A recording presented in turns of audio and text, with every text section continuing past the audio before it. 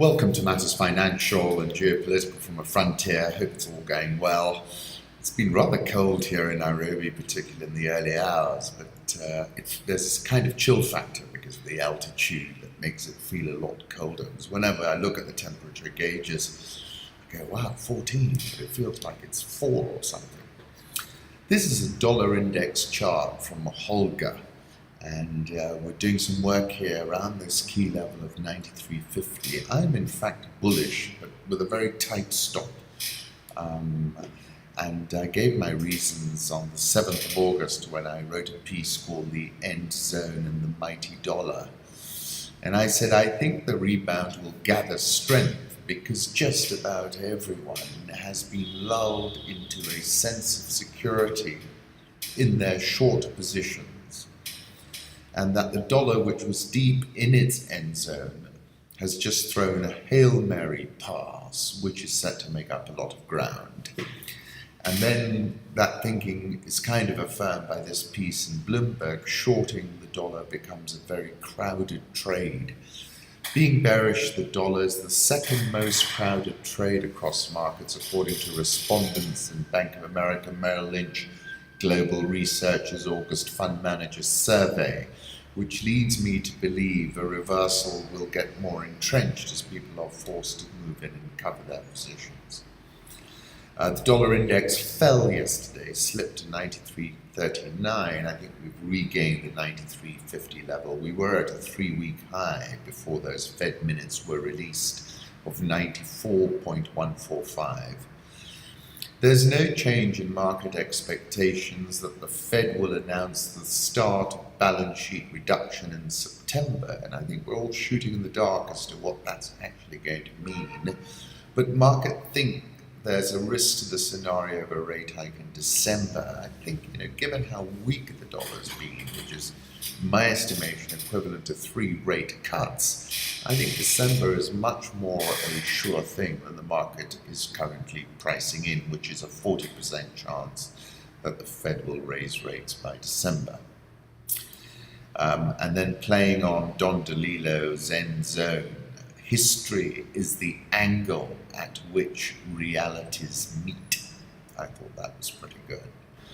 And I had not yet learned to appreciate the slowly gliding drift of identical things, chunks of time, spun past me like meteorites in a universe predicated on repetition. And finally, the pattern match begins with a search for a substring of a given string that has a specified structure in the string manipulation language. Think about that. And I did actually study string theory, not very well, I have to add. I like this photograph from Peter Size 10, whose other photograph of Lamu I like. This one is of Upper Hill rising. The Nairobi skyline is slowly becoming one to watch. And we were, funnily enough, in Upper Hill and spent a night in the Radisson. And we were looking out and I said to Nisha, this just doesn't look like Nairobi anymore. Political reflections, Guam, the conflicted island caught in the center of a US-North Korea firestorm. Let's keep an eye on how things develop with North Korea, but it seems everyone is trying to get President Trump in particular to stand down. Indian and Chinese troops clash in disputed Himalayan border region. And I can't help feeling Xi Jinping is just waiting to land a more muscular punch on Narendra Modi's nose. Wait a minute, I'm not finished, fake news, President Trump said at a press conference on Tuesday. Trump began by asking if the reporter was talking about the same Senator McCain, who had voted against his side on Obamacare, and then continued by asking, what about the alt-left that came charging at the, as you say, the alt-right? Do they have any semblance of guilt? Let me ask you this, what about the fact that they came charging with clubs in their hands, swinging clubs? Do they have any problem? I think they do. This was a repeat of the first comment he had made on Saturday in reaction to Charlottesville, placing undifferentiated blame on many sides, never mind the swastikas. He had revised that on Monday with a grudgingly delivered statement of what ought to have been obvious, that white supremacy and Nazism are bad ideologies. Now, in a couple of lines, he'd tossed that aside like an ill-fitting suit, but as he said, he wasn't finished. Trump kept talking in louder and uglier terms. As the story has played out, what has been striking is how put upon the president has seemed to feel when asked to condemn neo-Nazis. At the press conference, he kept insisting that this was a matter of being responsible. All the facts weren't in yet. All the facts still aren't in, but the swastikas and the Confederate flags were out from the first moment. The only way Trump wouldn't have seen them is if he didn't want to, or didn't care, or perhaps he viewed them with political opportunism, emblems of a base to be catered to. All those explanations that he is indifferent, that he is calculating, remain on the table. Absolutely agree. And I thought, just from a cynical political point of view, he could have remained ambiguous, continued to and this base did vote for him, and continued to keep them motivated, but at the same time keep a degree of ambiguity, political ambiguity in the whole thing. But obviously he can't. He's so ill-disciplined. And I think that's why Kelly, if you remember that little video I showed you yesterday, was watching in sheer horror. Trump aides agonize over the future as Charlottesville furore brings the administration to a new low. Trump's comments will not appease his enemies, and they will not discourage his supporters, Bloomberg view. So it is with Trump. You may demand he condemn Nazis, and eventually he might, half-heartedly, but nothing will change in the real world.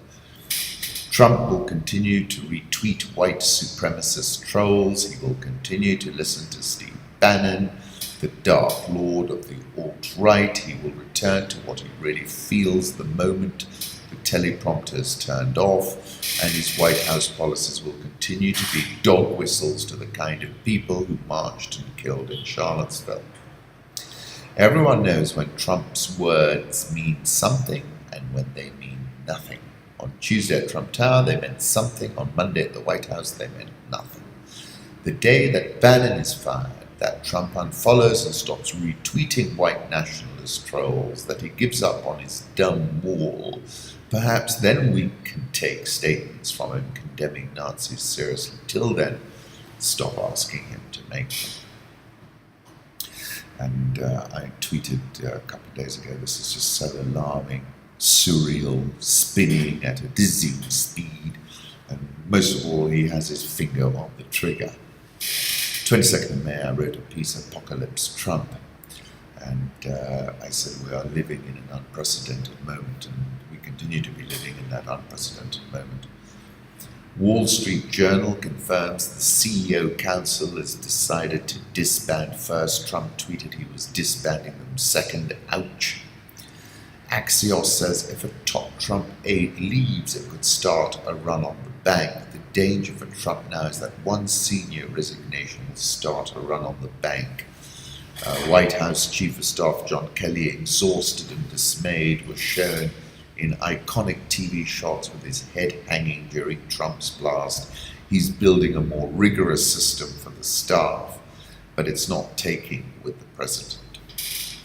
Then I came across a quote from Moby Dick at sea: like a plethoric burning martyr or a self-consuming misanthrope, once ignited, the whale supplies his own fuel and burns by his own body.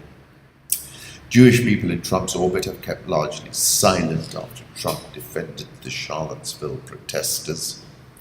Trump's new communications director will let him do the talking. Hope Hicks may be the only person outside of Jared and Ivanka to truly understand that you can't control Trump.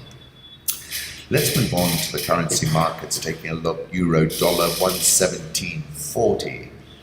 Dollar index back above 93.50. Japanese yen 109.98. Swiss franc 0.9664. The pound 128.91. The Australian dollar 0.7948. India rupee 64.155. South Korean won 11.3684. Brazilian real 315.32, Egyptian pound 17.7410, and the South African rand has firmed, as I said I thought it might, 13.1397. Goldman Sachs, we do not think it is the right time to chase further dollar weakness, euro strength. We forecast a modest pullback to 115. I'm forecasting 114.50. But if you're going to look at a longer term chart, you'll see that proved resistance previously in the euro. I think we'll come and have a look at that. Alibaba, whose market capitalization is approaching that of Amazon.com, is slated to report its quarterly earnings on Thursday. Market value jumped after its annual Investor Day conference on June the 8th, when the company forecast 45 to 49% revenue growth for the year ending in March. Since then, the market cap for China's largest online retail company has surged from 65% to 87% of Amazon's value. That's interesting convergence. Alibaba, he was here in Nairobi, and I was participating in an event, and he said then GMV sales was about $550 billion in 2016, and he was projecting 45 to 48% revenue growth through this year. He said many interesting things. One of those was, in the old days we had the Silk Road. In the future it will be the E-Road. Chinese opportunity. Have a look at that. There's a link on the website for that visit and the function that we had in the Kapinski with UNCTAD and KEPSA.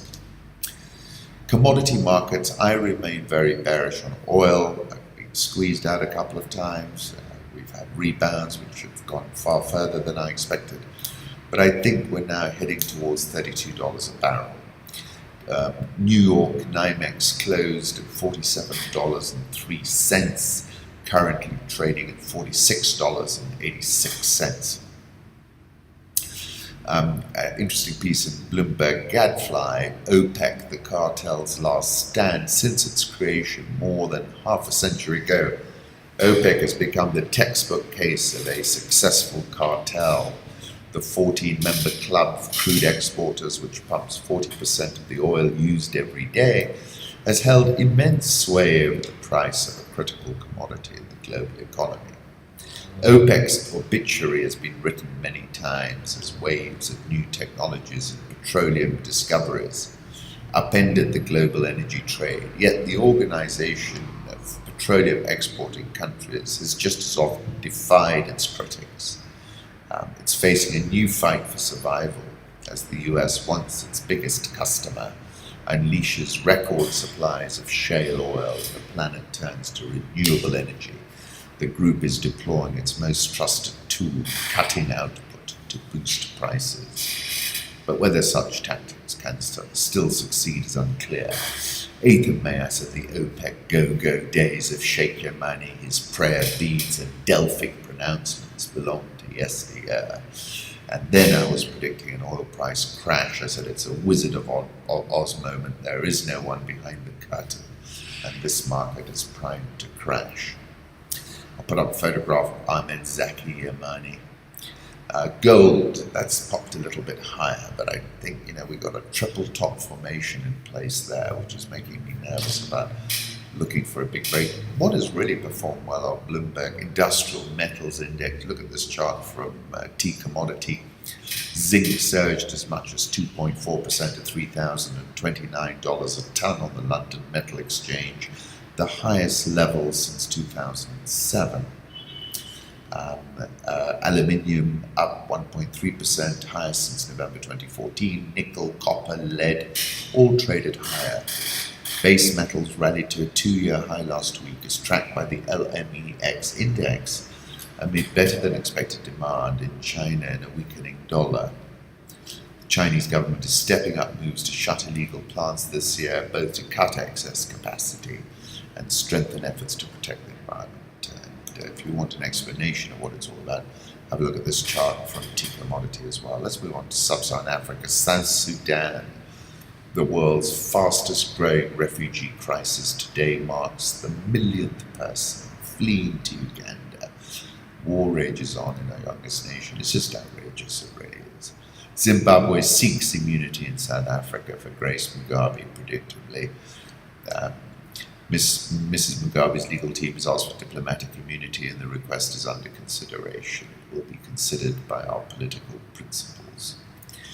Angola's UNITA opened a coalition of opposition parties after election. UNITA is willing to form a coalition government with other opposition parties if the ruling MPLA party loses power for the first time since independence in 1975. Highly unlikely. But with Angola in the midst of an economic crisis caused by a fall in oil prices, the opposition is hoping to grow its tally, though a lack of credible polling in the country makes the result unpredictable. Congo's President Denis Sassou Nguesso admitted Monday that his oil-rich country was facing a serious economic crisis. Of course, they skipped the dividend. It was a technical issue because they hadn't made the money available, but it got frozen. Congo's President Denis Sassou Nguesso admitted Monday that his oil-rich country was facing a serious economic crisis, though he said it was not an irreparable disaster.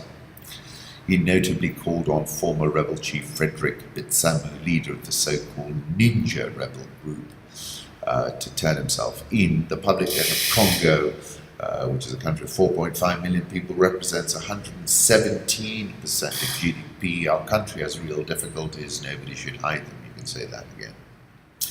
Zambian opposition leader goes free after state drops treason charges. He said on his release, "I'm now 10 times stronger." So at least that has seen some reconciliation. Moody's put out their Inside Africa a file. Take a look. Lots of interesting detail in there. South Africa's credit rating may be cut to junk if policies become even less predictable.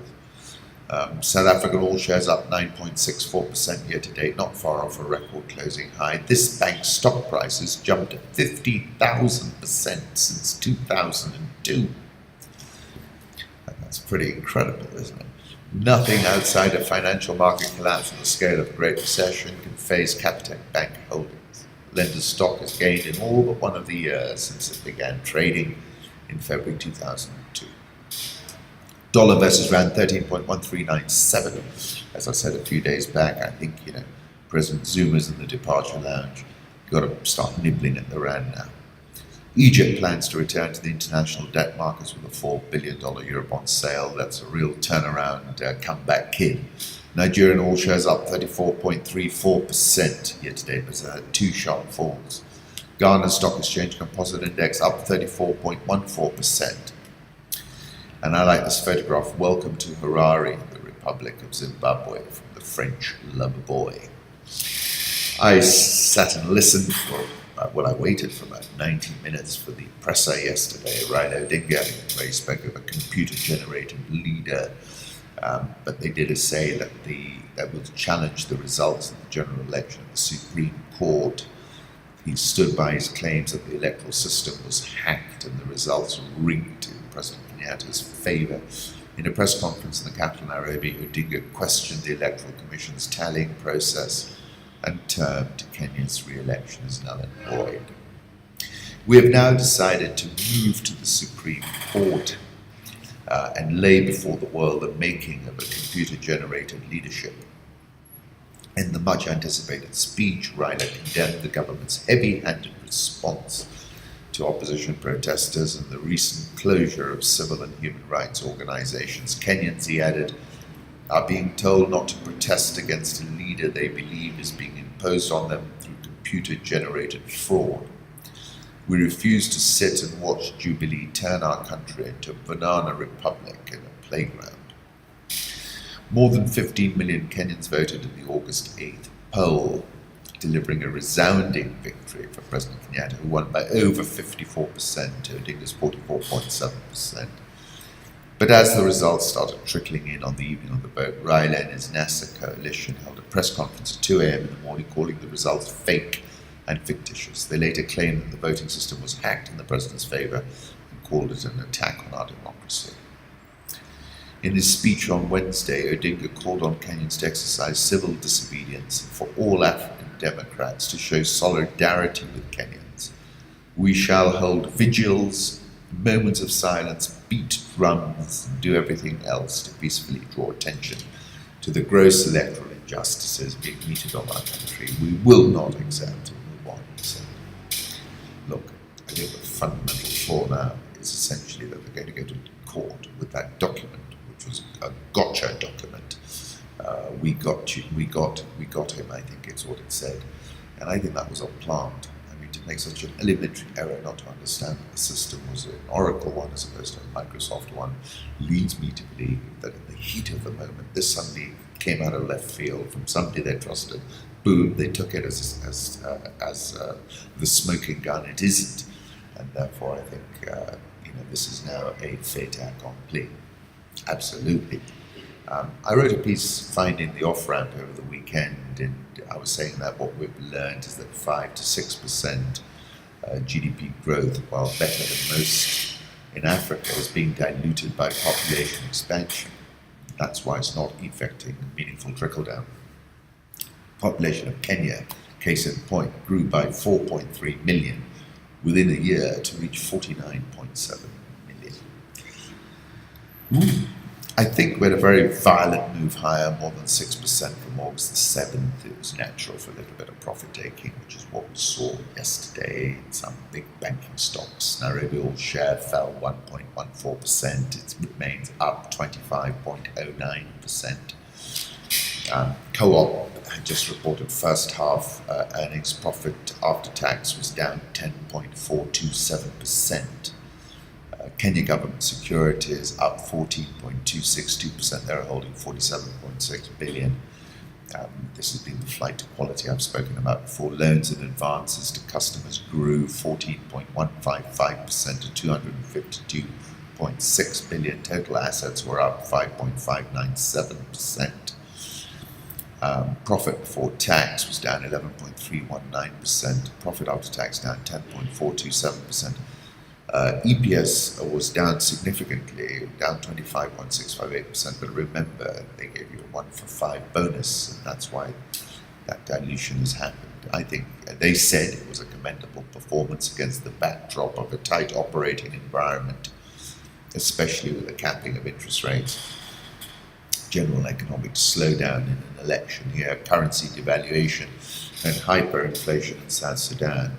Cost to income ratio, this is good, down to 47.9% first half 2017 versus 52.1% full year last year. 6.53 million account holders, 8,000 banking agents, 580 ATMs. 3.33 million customers, all telco, M-Co-op, cash mobile wallet. 90% of customer transactions via alternative delivery channels.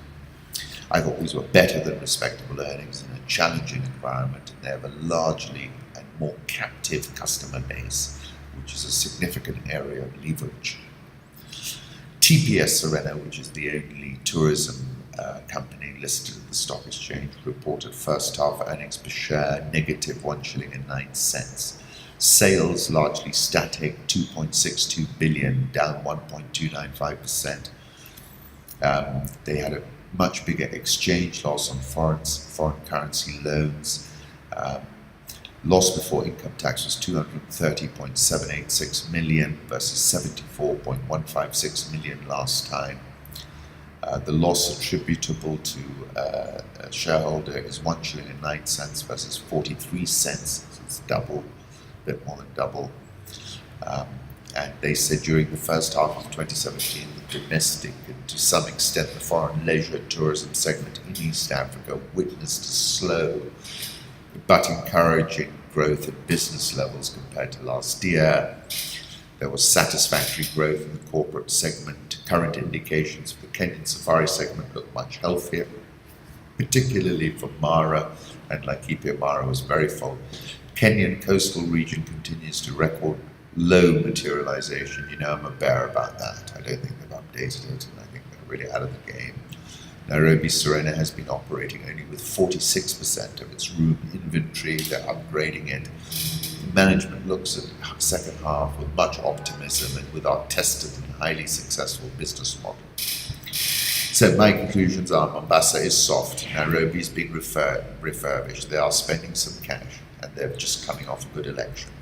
On a net asset value basis, it's worth much more than the market cap of $49 million.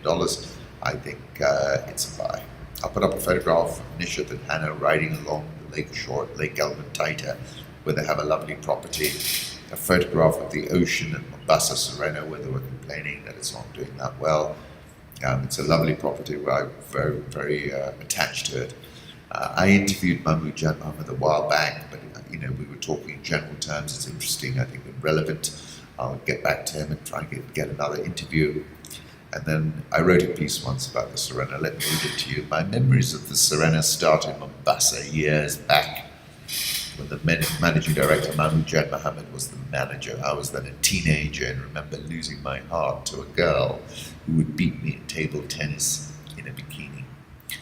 That table tennis is still there. It's no longer there now. The Serena brand has always been sprinkled with the fairy dust. It reminds me of a happy, joyful, carefree Allison days of youth. That brand equity was appreciated last Thursday at the Grosvenor House, where the Serena Hotel has won the Best Hospitality, Travel and Tourism in Africa award at the African Business Awards. NSE 20 is up 27.72% year to date, but fell 1.09% yesterday. Once again, thank you for stopping by.